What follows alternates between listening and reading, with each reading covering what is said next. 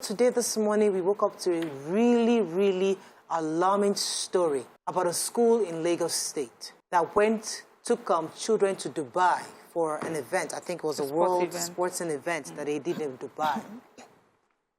Now, there are different stories, there are different angles. The reports are still coming up and it's still brewing. We're still trying to get more reports. But what we have today is a video of young children engaged in child pornography. Although the word rape is what's being used around, you can define that video. For those of you that have seen the video, you can look at the video in different angles. Some are saying it's rape. Others are watching the video clearly and saying it's child pornography. That's one angle. There's the angle of the parent saying that the school tried to cover it up. There's a third angle of the school saying they expelled or they suspended the child the moment they saw this, and that they also called the other children whose parents whose kids were involved in this, and also extended some disciplinary action to those also. But I'm not giving you the full story because even we don't have the full story. It's still developing, as I said.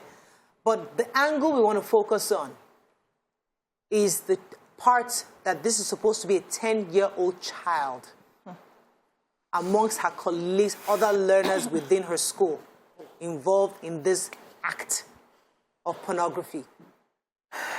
They say if a child goes bad, they will look to the parents. They will always call the mother. What did you do? How did you do it?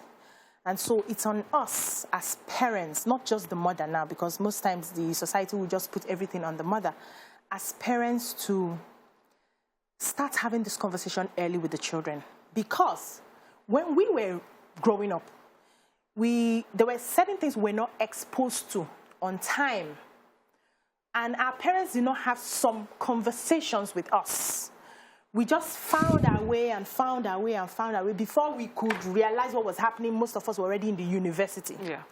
But right now, we will be deceiving ourselves if we think that a 5-year-old, a 6-year-old, a 7-year-old does not understand or does not know anything about sex. We'll be lying to ourselves. So for me, when I saw that video, the first thing that came to my mind is this girl has been abused, one, or she has been exposed to pornography. It's either one or two things. And it could be from searching things on the internet. I want to search for this, I want to search. And if you check the internet, a lot of things will come out. Yes. Everything will come out. It could be as a mistake. It could be that he or she saw somebody do it, and now, okay, this is something somebody has done, it looks enjoyable, let me try it. And then had a conversation with a friend, they started dating. It could be any of those things. But when you start having conversations early with these children to understand the consequences of every action, and then you follow up on them. So me personally, I don't like that fact of excursion to another place where there is no guide. There is no house parent who will be like next door to them and you just allow them to sleep in the hostel and the next morning you are meeting. I don't like it. Right. So on all those angles, we need to not just have this conversation, but also monitor. Monitoring is very key. Monitoring in the aspect of the teachers, because sometimes they feel like we are here to do something. Parents should have trained their children. Everybody is good. Well, let me pause you there for a second, because you see, it's always the easiest culprit is always the school. Because when I watch this woman's video, I'm thinking to myself, there's the mom. That what she's saying is besides the point. There's a bigger issue here. Yeah. A child who looked like she's experienced in this. The school, you can talk about school being culpable in the sense that how did they monitor properly. But this child is not about monitoring.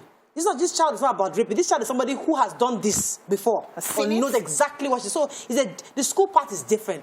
But there's a part that this child is already somewhat damaged in this area. So that's the real issue, because a mother coming to the video that the school is trying to cover it up, excuse me, that is besides the point for me. She's evading. It's an evasive technique. It is, because you don't get public sentiment on what she's seen with her daughter. She cannot face it. I have been... As in, my heart is beating, because I cannot just imagine if they are actually 10. You see, what are you telling a 10? My twins are 10. They are babies. Yes, you think, Am I supposed to tell the 10-year-old child, this is pornography? No, sex education. It is, we are living in a world where the exposure rate is scary, and as parents, we must become aware that this education we're giving our children, this access to social media and internet we're giving our children, carries huge risk beyond what we can see.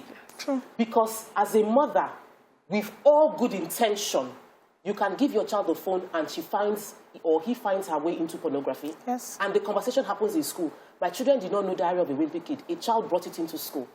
All of them, they are on Discord. They are in this game. There's this stuff they play, Minecraft or Roblox. Yes. They meet themselves there. They have conversations there.